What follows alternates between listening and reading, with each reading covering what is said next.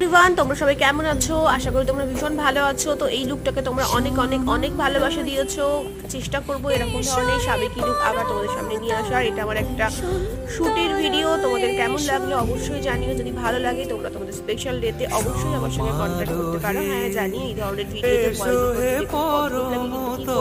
এখন সব জায়গাতেই কপিরাইট ইস্যু আসছে, সো গানটা না দেওয়াই বেটার। কিন্তু কি করবো, গান দিতেই হবে, গান না দিলে আসছে না। তো এই সাবেকিয়ানা বনেদি বাড়ির একটা স্কিন ফিনিশ মেকআপটা রেখেছি।